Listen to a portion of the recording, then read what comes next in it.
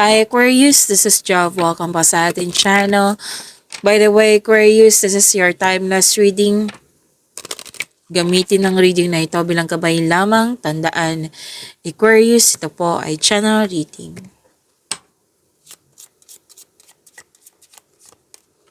Angel number Aquarius, angel number 333. Potential.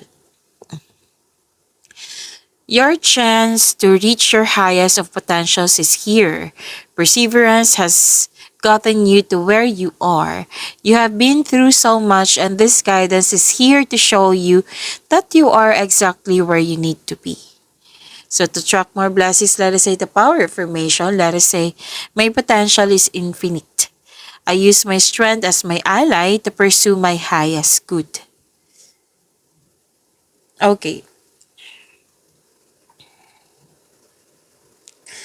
So, may hardship ako nakikita dito pero na-overcome mo. Kasi nag-let go ka at ito ay nagkaroon siya ng transformation. Itong transformation na ito is a new beginning na may potential siya na magiging maayos, na magiging successful. Okay? At sinabi din dito na itong new beginning na ito ay may potential nga na magiging successful na nasa right path ka. So, yan yung sinasabi ng card mo dito. Angel number 333 na nasa right path ka. May potential siya na magiging successful po ito. Okay?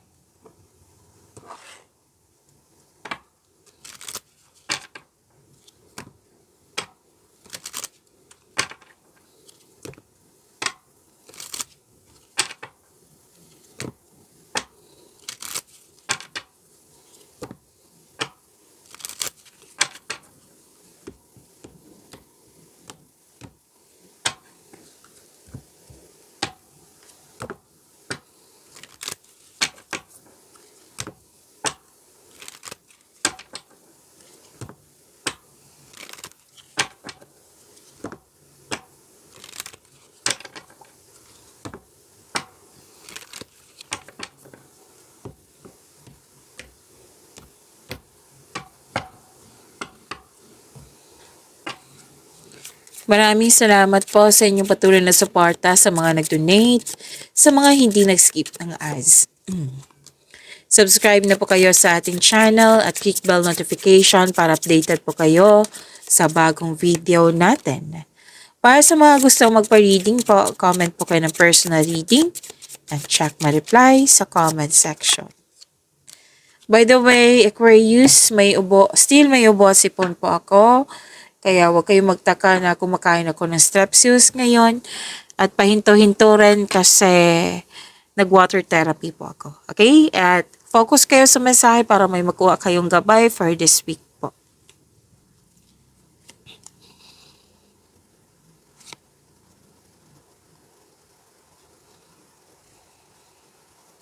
May malaking influence ang babae po. Pwedeng ikaw to, pwedeng siya, na malaking influence niya sa iyo. May nakita rin ako ditong competition. May nakita nga ako ditong competition, rivalry, tuso, mandaraya. Yan yung concern mo. Na may tuso at mandaraya. Pwedeng may sinungaling, natuklasan mo, nagsinungaling siya. Na pwedeng nainis ka or nagalit. May tao kasi ditong hindi totoo sa iyo. At pwede din temptation to. Maraming case ng temptation, Aquarius po. Oo, may maraming case niyan, temptation. At yan, ingat na lang kayo. I think alam mo to kung sino to.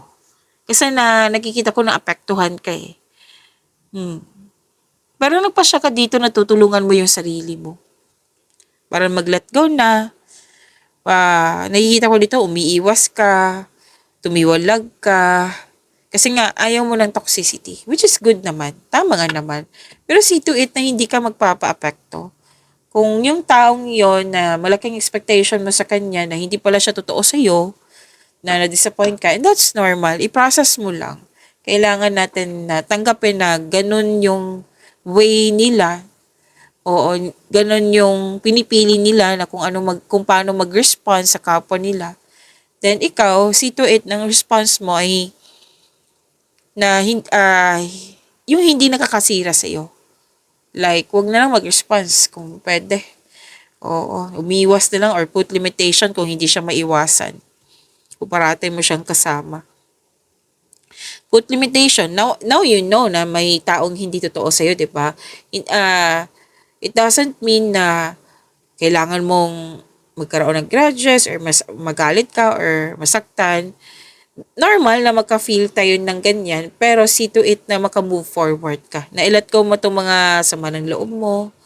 You have to move forward. Hindi ibig sabihin na may taong ganyan na hindi ayon sa atin, na hindi totoo sa atin. Nahihinto ka, di ba? Hindi naman ibig sabihin na ganyan. So you have to let it go. At least alam mo na may taong hindi totoo sa iyo, di ba? Kaysa magpatuloy ka na yan pala yung treatment nila. Umiiwas na lang or put limitation. Pero nakikita ko naman dito Aquarius kung may mga taong hindi totoo sa iyo, may mga tao din na mabuti sa iyo. 'Di ba? Doon ka na lang mag-focus sa mga taong mabuti sa iyo. Mabuti yung treatment nila sa iyo. Oo, kasi may nakita ko dito nagbigay ng loyalty sa iyo, support sa iyo. Natuwa ka kasi very supportive.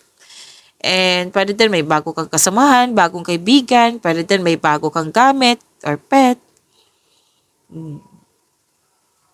Okay?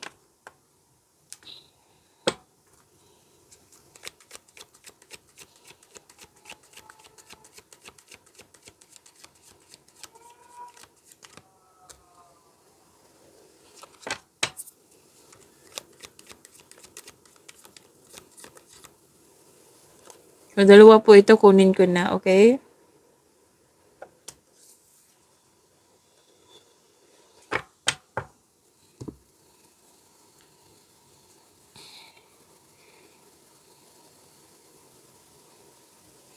Para sa mga bago dito, kung may napansin ko na repeating message, yan po yung pinupush ng card sa inyo. Like for example, nanood kayo sa isang video reading nyo sa monthly, weekly, daily. At dito din, at may napansin ko na repeating message. Yan po yung pinupush ng card sa inyo na kailangan yung bigyan ng atensyon, solusyon at aksyon kung maaari po. So, na yung energy ni Aquarius for this week, January 19 to 25, 2026.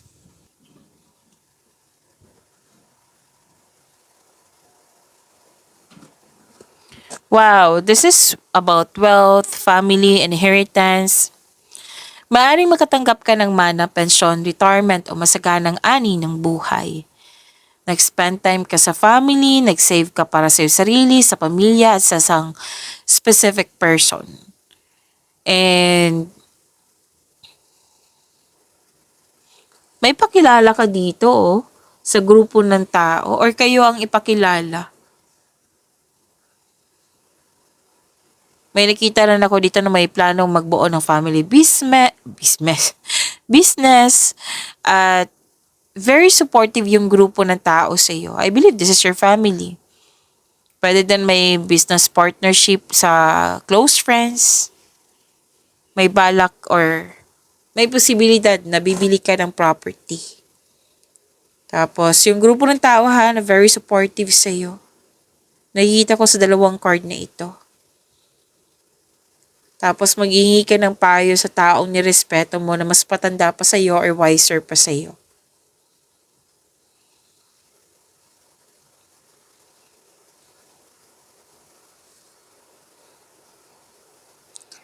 Celebration, togetherness, community, maraming ginagawa, creativity. May pagdiriwang na may ukol sa iyo. Spend time and celebrate by people who uplift and inspires you. Teka, kailan yung birthday ni Aquarius? Oh, happy birthday, Aquarius. Aquarius is January 21, 'di ba? January 21 to February 19. Tama ba, 'di ba? Wow, happy birthday. Kaya pala may occasion dito. So, this is celebration, togetherness, community, yan. Na may pagdiriwang na may ukol sa'yo. Spend time. Yes, nag-spend time ka sa grupo ng tao na nagbibigay ng inspiration sa'yo. And, yes, itong pagtipon-tipon na ito, togetherness, this is also means a stress reliever. Yes. May date, may group date, may kasiyahan, nag, nag-decide na mag-celebrate ito. Wow. So, groupings, collaboration, yan. May outing. So, celebrating with good friends or family is what you need most right now. Ganda. Happy birthday. Aquarius.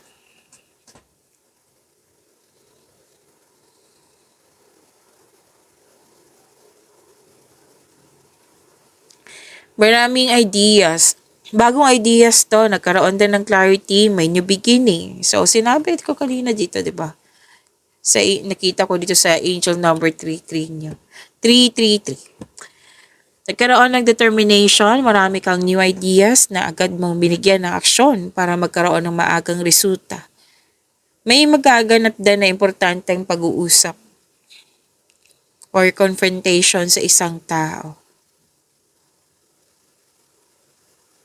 Okay, makinig po kayo sa inyong intuition. Yan ang advice ng card. Kasi ito yung magagabay sa iyo patungo sa susunod na hakbang ng pagkilos. So, yan din yung sinabi ng inyong angel number 333 kanina. Diba? Sinabi dito na nasa right path ka. So, pagpatuloy nyo makinig sa inyong intuition kung maaari po. So, may improvement sa iyong communication skills, like may napansin mo to or napansin din nila.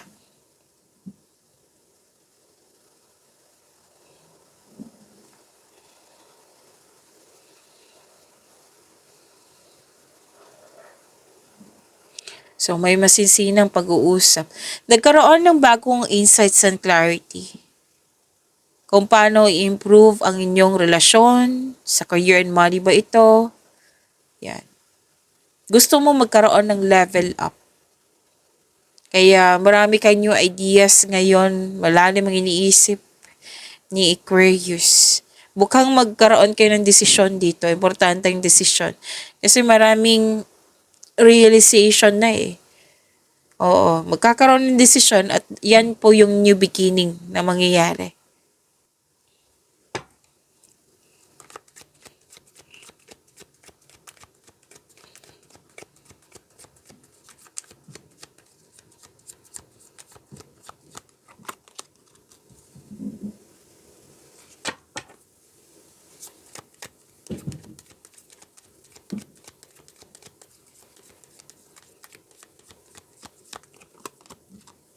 Okay, kailangan ko tong takpan. Saglit lang po. Kasi nakahubad eh.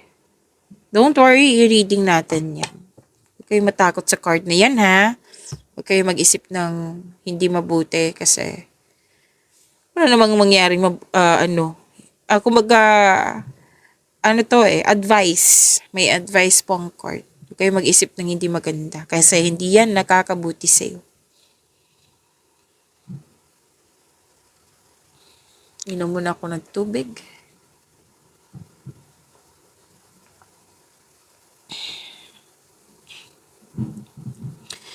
Collaboration. Nakita ko rin siya dito. Collaboration, andito din.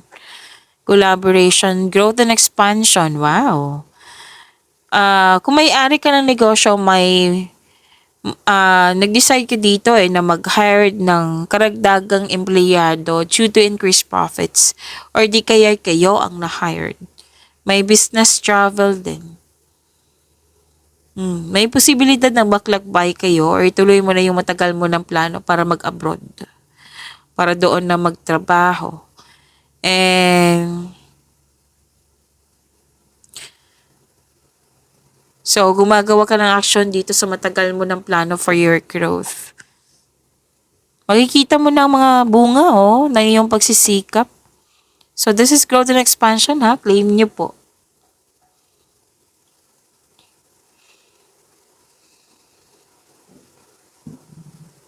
So, ito na yung advice. Yung advice kasi, ah, pwedeng sobra ka sa trabaho na kailangan maging balanse. Alam niyo naman, nakakapagod yan, di ba? So, kailangan natin kumilos sa araw-araw. So, huwag magpasobra sa trabaho. Kasi kung sobra sa trabaho kayo ngayon, tapos bukas, wala na kayong sapat na strength, na lakas, sapat na lakas para magpatuloy sa mga gawain. So, huwag magpasobra sa trabaho. Sabi ng iyong card, kailangan ng tamang pahinga. At pwede din tong overspending sa pera or kahit ano man yung material na bagay na nakikita ko dito. So, make it balance, sabi ng card dito. Advice yan ha. Sinabi ko kanina sa inyo, advice. And, pwede din nagtitiis ka sa toxicity. Kasi nakikita ko na may concern ka sa regarding sa toxicity. Na lumabas siya dito. Ay, kunin ko lang. Nahulog. Yan. Lumabas siya dito na pwedeng nagtitiis ka sa toxicity na pwedeng no choice ka kasi pwedeng kasama mo siya. Huwag mo na lang magpa-apekto. Okay? Kung hindi naman totoo yung mga sinasabi niya or di kaya may ginagawa siya na hindi mabuti na nainis ka, your emotions is valid pero hindi, it doesn't mean na kailangan magstay yan talaga sa iyo. Kasi kung magstay yan sa iyo, magiging grudges niya. So, let it go. Okay? Unahin niyo po yung sarili niyo. No choice no choice tayo sa mga taong pinili yung maging ganyan sila. So, dapat choice natin na still maging mabubuti sa ating sarili, pagpatuloy natin yung mga ginagawa natin na magbibigay ng improvement sa ating sarili. Okay? And acceptance. Kailangan ng acceptance dito na may mga tao talagang hindi okay sa atin, may mga tao talagang mas pinipili nila maging toxic kasi dyan sila, kumbaga, it might be yan, nasasanay sila or dyan sila lumaki. Yan. Kung concerned ka sa kanila, then ipag-pray mo. That is the best na way na, anong tawag nito, na kung gusto mo siyang tulungan, na isuko mo siya kay God. Si God na bahala sa kanya. Oh, much better. Diba? So, yung wag magpasobra, kailangan kasi ng freedom, kailangan ng recovery, kailangan ng healing. Okay?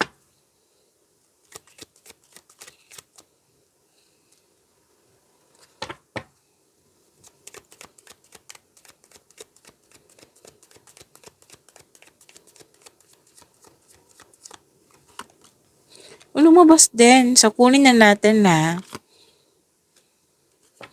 huwag niyong kalimutan na mag-subscribe sa channel natin at i-click yung bell notification para updated po kayo sa reading natin.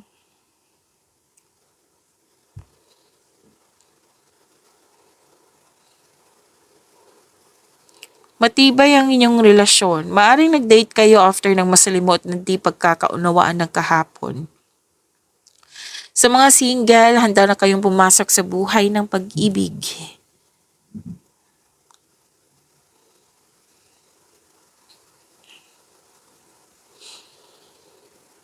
Okay, may nakita rin ako ditong, may nakita kasi ako attraction dito sa teacher, student, mentor. It might be magaan ang loob mo sa kanya. Hindi siya pang romance, magaan lang loob mo sa kanya. Pwede din ang ilan sa inyo, about romance to. Sa mga relasyon sa buhay mag-asawa, may nakita ko dito na pag-level up nyo. May ilan sa inyo, wedding bells is coming. Pagbubukod, pwede din na pamamanhikan. So, you and your partner have strong beliefs about romance and partnership. So, which is good. Ang ganda. May tradisyon po na masusunod. So, marami tayong tradisyon, di ba, ng mga Pinoy. So, may tradisyon. Isa na yung pamanhikan, kasal, kung ano man yung iba. Oo, na masusunod yung tradisyon.